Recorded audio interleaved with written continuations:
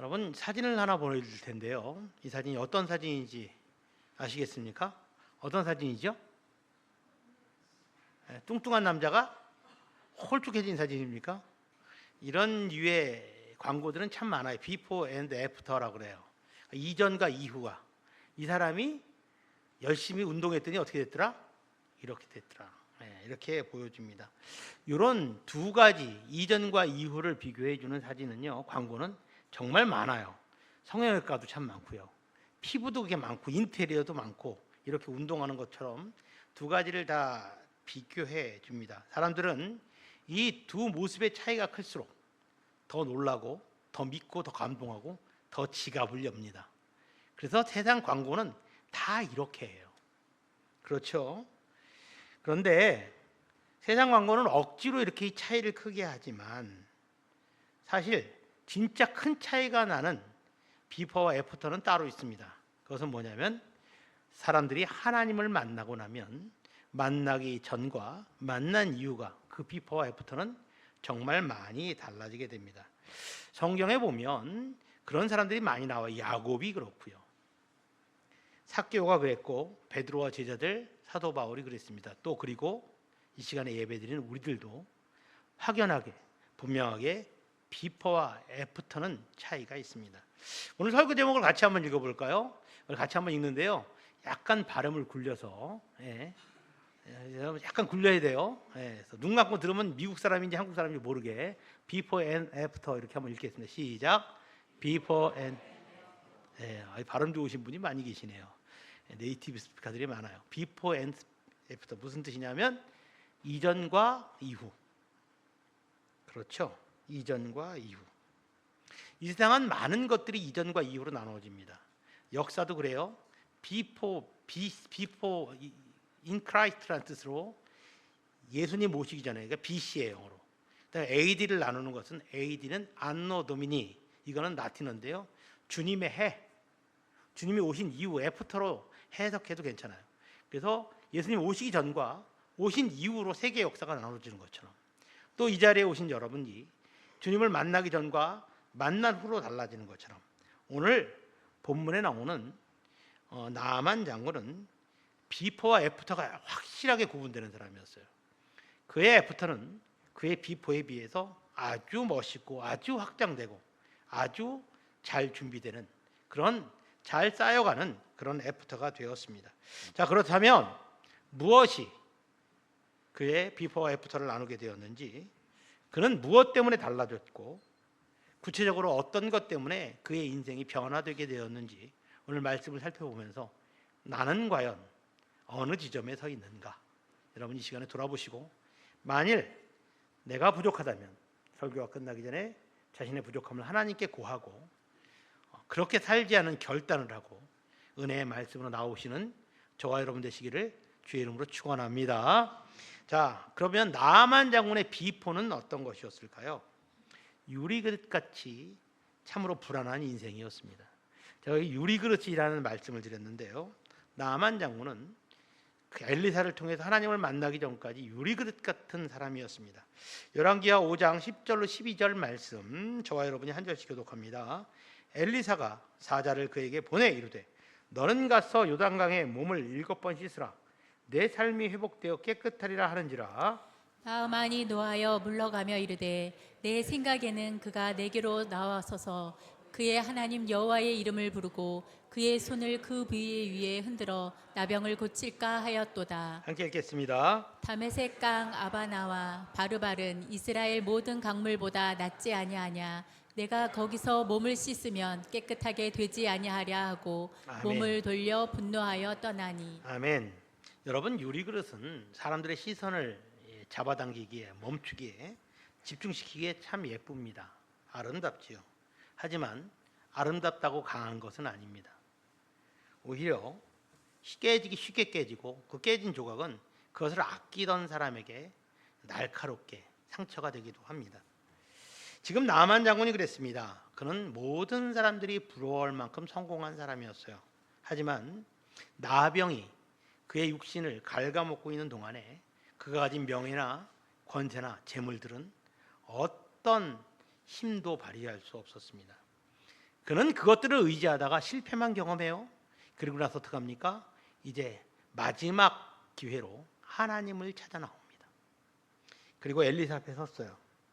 그 앞에 섰을 때 나아만 장군의 진짜 문제가 무엇인지 드러납니다. 그는요 거기서 뭐라고 그러냐면 내 생각에는 이라는 이야기를 해요. 11절 말씀 보면 내 생각에는 나병보다 어쩌면 지금 그게 더 큰 문제였어요. 내 생각에는 왜 이렇게 고치지 않지? 여러분 내 생각에는 이란 말을 할 수 있는 사람은 나아만이 맞을까요? 엘리사가 맞을까요? 엘리사가 맞죠. 엘리사는 병을 고쳐주는 사람이고 나아만은 고침을 받는 사람이잖아요. 그러면 생각이 달라야 돼요. 누가 결정합니까? 하나님이 엘리사를 통해서 결정하시는 거예요. 나아만이 어떻게 치료하는지를 치료받는 사람이 결정하는 게 아니에요. 우리가 병원에 가도 의사 선생님이 치료해야지 환자가 자기 스스로 의사 보고 이렇게 고치라고 해서 고침받는 사람이 있습니까? 말이 안 되는 얘기예요. 나아만은 지금 그러고 있어요. 내 생각에는 내가 왔으면 선지자가 직접 나와서 두렵고 떨리는 마음으로 내 상처 문득병에 손을 대고 간절히 하나님의 이름을 부르면서 안수 기도를 해야 낫는 게 분명한데 어떻게 이 선지자는 밖에 나와도 보지 않고 저렇게 더러운 물에 들어가서 7번 뭘 씻으라 그래? 이건 말도 안 돼. 이건 정말 안 돼. 내가 주인인 건 내 생각이에요. 그런데 하나님이 주인 되시면 7번 씻으라고 그래요. 하나님은 그걸 마음을 잘 알았어요. 그래? 네가 지금 네 마음대로 하고 싶어? 어디까지 내려가나 보자. 하나님은 나아만을 철저히 바닥으로 꺾으십니다. 나아만이 물에 내려가서 7번 씻어야 된다고 그래요. 그래서 그는 분노합니다. 돌아가려고 해요. 근데 여러분 한번 생각해 봅시다. 지금까지 수많은 전쟁에서 그 승리를 이끌었던 냉철한 이성의 전쟁 지휘관인 나아만이 순간의 감정을 찾지 못하고 이성적인 사고를 하지 못하고 화를 내고 있는 거예요. 그것이 유리그릇 인생의 특징이에요. 작은 충격에도 쉽게 깨집니다. 깨질 수밖에 없어요. 아무리 조심해도 깨어지게 되어 있습니다. 왜냐하면 금이 가게 돼 있어요. 왜냐하면 의지하지 못할 것을 의지하기 때문에 결정할 수 없는 사람이 결정하려고 하기 때문에 금이 가고 깨질 수밖에 없는 거예요. 오늘날 우리들 교회에서도 비슷한 모습들이 참 많이 있어요. 기도하면서 내 마음속에 되기를 원하는 방법을 그려요. 하나님 내가 지금 이 문제가 있어요. 기도할 때 이때쯤 이렇게 되고 저때쯤 누가 나타나고 이렇게 해결됐으면 좋겠습니다. 입술로 기도는 하지 않지만 머릿속으로 그림 그리면서 기도합니다. 그리고 그렇게 해결되지 않으면 어떻게 돼요? 낙심하고 시험 들어요. 원망하는 마음이 듭니다. 문제 때문에 넘어지는 게 아니라 내 생각을 포기하지 못하기 때문에 기도는 하지만 포기하지 못하기 때문에 흔들거리는 거예요. 여러분 기도했으면 순종하시길 바랍니다. 예, 기도는요 순종하기 위해서 하는 거예요. 내가 순종할 마음이 안 생깁니까? 그러면 이렇게 기도하세요. 하나님 순종할 수 있는 마음을 주세요. 그게 여러분 진짜 기도의 응답이에요. 문제가 해결되는 건 두 번째고요. 문제가 해결되기 전에 순종할 수 있는 마음이 내 안에 없었는데 생긴다. 하나님이 역사를 시작하셨구나. 여러분 그게 더 어려운 거예요. 문제 해결은 아무것도 아니에요. 하나님은 하시면 어느 것이든 할 수 있어요. 홍해를 가르고 요단강을 가르고 여리고성 무너뜨리는 거 하나님 얼마든지 하실 수 있어요. 하늘에서 불을 떨어뜨려서 갈멜산의 제단에 불을 살리는 것도 하실 수 있어요. 문제는 뭡니까? 그것을 믿는 마음을 성도들이 그 마음속에 갖는 거예요.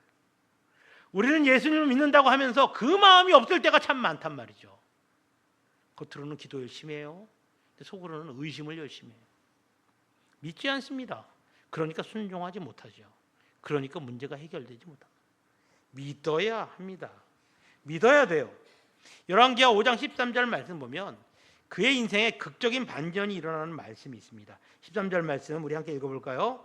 그의 종들이 나와서 말하여 이르되 내 아버지여 선지자가 당신에게 큰 일을 행하라 말하였다면 행하지 아니하였으니까 하물며 당신에게 이르기를 씻어 깨끗하게 하라 함이니까 하니. 예, 종들이 얘기해요. 당신 지금 여기 왜 왔습니까, 주인님? 여기 왜 오셨어요? 은혜 받으러 온 거 아니에요? 치유 받으러 오신 거 아니에요? 근데 7번 씻으라는 거, 더 큰 일도 시키면 했을 텐데 하물며 그것도 못합니까? 도대체 왜 기분 나빠하시는 거예요? 문제가 뭔지 좀 정확히 보세요. 여러분, 하인들의 말은 무시할 수 있어요? 근데 그가 그 말이 들었어요. 그는 아마 인격적으로 훌륭한 사람이었기 때문에 들은 것이 아니라 그 순간 그 말 속에 숨어 있는 하나님의 역사가 그의 마음을 움직였어요. 그래서 그는 그 말에 순종을 합니다. 14절 말씀입니다. 우리 같이 한번 읽어볼까요? 나아만이 이에 내려가서 하나님의 사람의 말대로 요단강에 7번 몸을 잠그니 그의 살이 어린 아이의 살같이 회복되어 깨끗하게 되었더라. 아멘. 여러분, 나아만이 나았어요. 근데 나아만이 왜 나았을까요? 요단 강물이 깨끗해서 치유의 능력이 더 나았을까요? 아니요. 말씀에 순종하니까 나온 거예요. 그의 마음이 높은 자리에서 요단강으로 낮은 자리로 내려갔어요. 여러분, 내가 높아지면 하나님이 낮은 자리에 계세요. 근데 내가 낮아지면 하나님이 높이 올라가십니다. 은혜는 높은 데서 낮은 데로 올라요. 하나님의 은혜가 우리에게 흐르기 위해서 우리는 은혜 받는 사람인 것을 기억해야 돼요. 내 생각에는 따지지 마세요. 하나님 생각에는 주님이 원하시면, 주님의 뜻이라면 이것이 당연히 모든 고침받는 자의, 간절한 자들의 공통적인 대답이 되어야 됩니다. 나아만은 그렇지 못했어요. 그래서 그는 그렇게 하나님 앞에서 나중에 엎드릴 수 있었습니다. 여러분, 말씀에 대해 순종하는 자에게 성경은 이렇게 말합니다. 잠언서 16장 20절 말씀을 우리 함께 크게 읽겠습니다. 삼가 말씀에 주의하는 자는 좋은 것을 얻나니 여호와를 의지하는 자는 복이 있느니라. 아멘. 그냥 평범하게 읽지 마시고 이번에 우리 선언하듯이 큰 소리 읽겠습니다. 시작. 삼가 말씀에 주의하는 자는 좋은 것을 얻나니 여호와를 의지하는 자는 복이 있느니라. 아멘. 세상은 우리에게 더 높은 자리, 더 큰 성공, 더 많은 재물이 너를 강하게 할 것이라고 속삭여요. 하지만 하나님의 음성은 그렇지 않습니다. 우리에게 말씀합니다. 은혜가, 하나님이 베푸신 은혜가 너한테 복이 되고 힘이 될 줄 믿습니다. 은혜가 우리 그렇게 말합니다. 사랑하는 새롬교회 성도 여러분, 이제 우리의 연약한 유리그릇들을 깨트려 버립시다. 그리고 은혜로, 순종으로 나아만처럼 오늘부터 새롭게 시작하는 그런 멋진 비포 가진 애프터들이 되시기를 주의 이름으로 축원합니다. 자, 나아만 장군의 비포를 보았습니다. 유리그릇처럼 불안한 인생이라고 말씀드렸어요. 그러면 그의 애프터, 하나님을 만나고 나서 그의 병이 치유되고 나서 그의 삶은 어떻게 변했을까요? 그는 보석같이 빛나는 인생이 됐어요. 유리그릇처럼 겉으로만 반짝거리는 것이 아니라 단단하면서 진정한 가치를 가진 그런 보석이 되었습니다. 열왕기하 5장 15절 말씀을 우리 같이 한번 읽어볼까요? 나아만이 모든 군대와 함께 하나님의 사람에게로 돌아와서 그의 앞에 서서 이르되 내가 이제 이스라엘 외에는 온 천하에 신이 없는 줄을 아나이다. 청하건대 당신의 종에게서 예물을 받으소서 하니. 아멘. 여러분, 나만의 입장에 대해서 한번 생각해 보자고요. 내가 문둥병 때문에 정말 고생했는데 그것이 나았어요. 기분이 얼마나 좋을까요? 그러니까 너무 기뻐서 고국에 가서 왕한테 보고하려고 막 가다가 생각해 보니까 내가 제일 중요한 걸 못했네. 고쳐준 사람한테 뭘 못했어요? 감사를 드리지 못했어요. 하나님 앞에 감사를 드리지 못했어요. 그래서 군사를 돌려요. 그리고 엘리사에게 다시 옵니다. 그리고 자기가 준비한 모든 가장 귀한 것을 가장 기쁜 마음으로 감사를 드려요. 자, 여러분, 여기까지 볼 때 나만의 행동은 문제가 전혀 없어요. 그는 이방인이었지만 은혜를 알았고 은혜 앞에 순종하는 사람이었어요. 그런데 문제는 엘리사의 반응입니다. 16절 말씀을 제가 읽어보겠습니다. 이르되 내가 섬기는 여호와께서 살아계심을 두고 맹세하노니 내가 그 앞에서 받지 아니하리라 하였더라. 나아만이 받으라고 강권하되 그가 거절하니라. 당연히 감사의 예물을 드렸죠, 하나님께. 근데 거절하는 거예요, 엘리사가. 그래서 강권을 해요. 아니, 이거 어떡합니까? 내가 이걸 누구에게 줘요? 내가 감사해 드리는 거니까 이건 진짜로 뒤끝이 없는 겁니다. 기쁘게 받으세요. 안 받아요. 여호와의 살아계심을 두고 맹세하노니 라는 말이 들어가면요, 목에 칼이 들어와도 안 된다는 거예요. 자, 여러분, 우리가 그렇다면 이걸 어떻게 처리해야 될까요? 그 집 마당에 그냥 쌓아놓고 가요? 도둑들이 다 훔쳐가게? 어떻게 해요? 저는 빨리 고국으로 돌아가야 됩니다. 임금님이나 지금 우리 왕이 우리를 오라고 부르니까 제가 급하니까, 그러면 선지자님 다음에 필요한 게 있으시면 언제든 요청해 주시면 제가 달려오겠습니다. 이렇게 얘기하고 가는 게 인지상정이지요. 근데 나아만은 그렇게 하지 않았어요. 어떻게 했습니까? 왜 하나님이 예물을 거절하셨을까? 하나님이 진짜로 기뻐하시는 것은 무엇일까를 고민하기 시작했어요. 거절의 진짜 이유를 알고 싶었고 알려고 노력했어요. 여러분, 이게 중요한 거예요. 하나님이 막으시면 막으신 이유가 무엇인지 그는 궁금했어요. 그는 지금까지 은혜를 입은 것에 멈춰도 되는데 그 이상의 세계를 꿈꾸기 시작했어요. 왜 하나님은 그러셨을까? 하나님 진짜 기뻐하시는 것이 무엇일까? 성경엔 나와 있지 않지만 아마 나아만은 이 부분을 알기 위해서 그 주변에 있는 여러 사람들과 이야기를 했을 거예요. 내가 하나님을 모르니까 저에게 좀 알려주세요. 왜 선지자님이 예물을 거절하신 걸까요? 내 예물이 부족해서 그런가요? 하나님에 대해서 아시는 분들께서 좀 얘기해 주세요. 그 수많은 이야기를 듣고 연구를 하고 그가 내린 결론이 17절 말씀이에요. 17절 말씀을 우리 함께 읽어볼게요. 나아만이 이르되 그러면 청하건대 노새 2마리의 실을 흙을 당신의 종에게 주소서. 이제부터는 종이 번제물과 다른 희생 제사를 여호와의 다른 신에게는 드리지 아니하고 다만 여호와께 드리겠나이다. 아멘. 여러분, 이게 얼마나 큰 사건인 줄 아세요? 우상의 땅에서 태어나서 우상 숭배하는 것만 알고 살던 사람이 변했어요. 그전에는 내가 중요했고 내 병이 중요했는데 이제는 하나님이 중요하고 하나님 앞에 드리는 제사가 중요해졌어요. 유리그릇같이 불완전하던 나아만이 보석같이 빛이 나는 믿음의 사람이 되었습니다. 여러분, 보석은요, 땅에서 원석을 캐낼 때 빛나지 않아요. 원석을 깎아내고 다듬고 세공하고, 그래서 그 자리에 올려놓을 때 비로소 보석의 가치를 다합니다. 무슨 말입니까? 수고하고 노력하고 깎는 아픔이 있어야 돼요. 여러분, 믿음도 마찬가지예요. 믿음은 뭡니까? 우리가 이 땅에 살아가는, 세상에 살아가는 동안, 천국에서는 믿음이 성장할 일이 없어요. 이 땅에 살아가는 동안 우리에게 믿음이 중요하죠. 그 믿음은 뭐예요? 이 땅에 살아가는 동안, 주의 백성으로 살아가는 동안 평생 하나님의 뜻을 묻고 듣고 순종하는 행위예요. 믿음이 큰 사람은 그것을 내 안에 쌓아서 내 결정을 하는데 그것을 결정이 기본이 되는 사람이고요. 믿음이 없는 사람은 묻지 않는 사람이에요. 믿음의 나무는 사람마다 각각 크기가 다릅니다. 그래서 믿음은요, 이 땅에 살아있는 동안에 수고하는 거예요. 깎아가는 거예요. 주님이 가장 기뻐하시는 것이 무엇인가를 묻는 것이 믿음 있는 사람의 태도입니다. 제가 며칠 전에 아주 귀한 이야기를 들었어요. 이제 만나려고 하는데요. 평생 우간다 선교사로, 아프리카 우간다 선교사로 봉사하시다가, 헌신하시다가 이제 얼마 전에 은퇴하시고 돌아오신 57년생인가 되시는 선교사님, 김종우 선교사님이라는 선교사님인데, 이분이 한국에 들어오셔도 우간다에서, 우간다 주변에 탄자니아, 케냐 이런 나라에 신학교들을 엄청나게 세우셨어요. 그래서 현지 목사들을 많이 길러서 교회를 많이 개척했어요. 그러니까 대단한 사역을 하신 분인데, 이제 은퇴하시고 고국에 돌아오신 분인데, 오셔서도 이분이 하는 일은 선교에 관심이 있어요. 내가 외국에 못 나가도 한국에서 선교하겠다. 그리고 눈에 딱 띈 게 뭐냐면, 김포 지역에 이 공장지대에 외국인 근로자들이 많이 살잖아요. 그 마을은 10,000명이 주민이고 10,000명이 외국인 근로자래요. 주일날 되면 외국인 근로자들이 할 데 없어서 그냥 길바닥에 나와 있대요. 저 사람들에게 선교해야 되겠다. 그리고 선교회를 발족했는데 금방 모여져서 곧 시작할 것 같아요.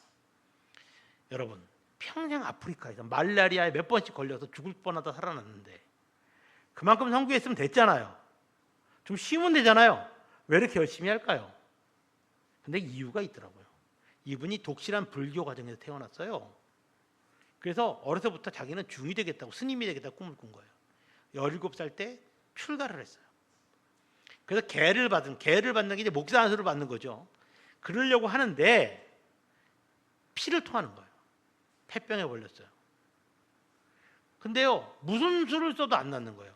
그 절에서도 그 김종호 선교사님을 정말 좋게 봐서 고치려고 도력이 높은 스님들을 모셔다가 독경하고 난리를 쳤는데 안 나요. 도저히 안 나는 거예요. 별수를 다 써도 안 나요. 그러니까 이제 포기했어요. 이제 죽을 수밖에 없어서 절에서 죽어서 극락가라고 이제 그렇게 얘기하고 있는데, 생각해 보니까 기가 막힌 거예요. 그래서 울면서 있다가 기도를 하기 시작했어요. 부처님은 능력이 없나 보다. 내가 하나님께 기도해야 돼. 절에서 하나님, 내가 평생 하나님을 안 불렀는데 부처는 내가 볼 때 힘이 없는 것 같아요. 하나님 나 좀 살려주시면 안 됩니까? 살려주세요. 살려주세요. 그런데 그렇게 기도했을 때요, 절의 천장이 뚫리더래요. 자기 눈에 그렇게 보여요. 불덩어리가 천장을 뚫고 내려와서 그 가슴이 뚝 떨어지는 거예요. 뒤집어졌어요. 울면서 자기가 예수님을 모르는 것이 이렇게 큰 죄인지 몰랐대요.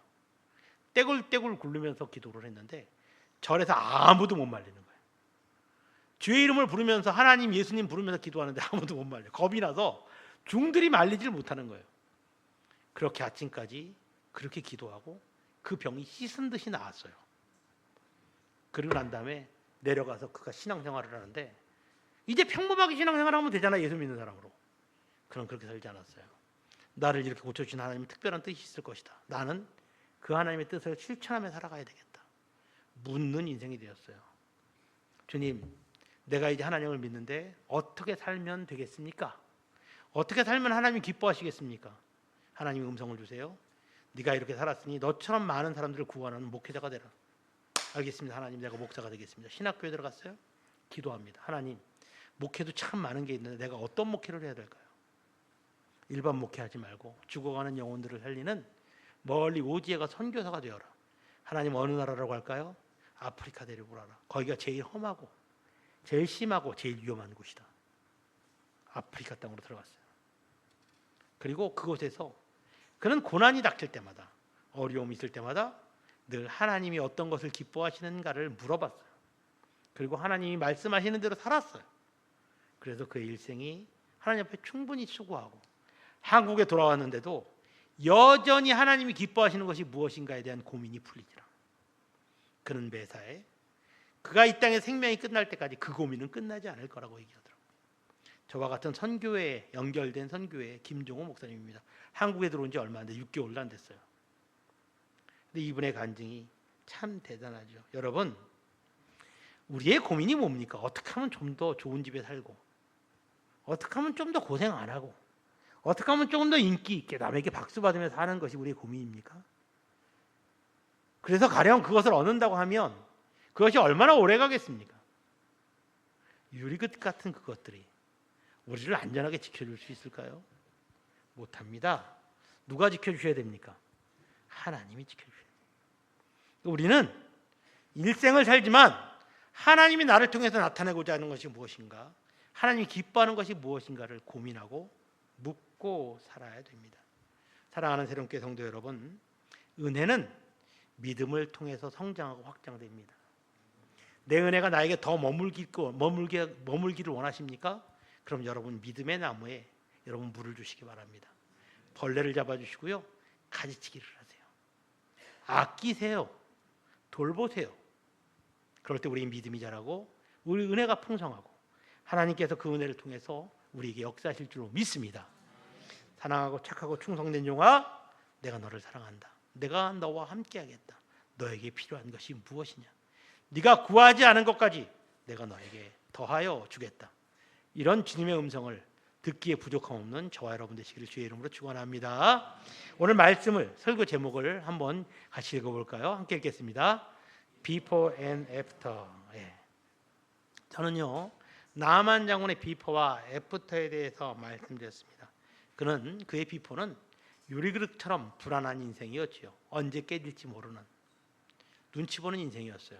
하지만 그의 애프터는 이후에 하나님만 신경 쓰고 하나님께만 질문하는 단단한 인생이 되었습니다. 사랑하는 새롬교회 성도 여러분, 여러분의 비포와 애프터는 어떻습니까?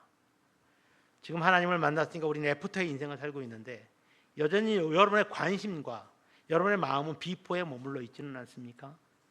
그렇다면 이 시간 털어냅시다. 유리그릇 깨트려 버리자고요. 하나님께서 이 시간에 우리에게 말씀하시는 대로 역사하실 줄로 믿습니다. 이제는 달라져야 됩니다. 고린도서 5장 17절 말씀 우리 함께 읽겠습니다.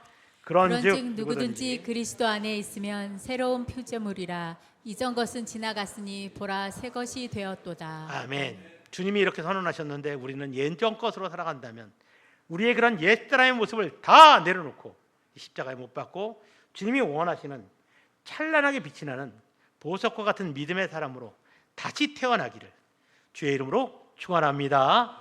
기도하겠습니다.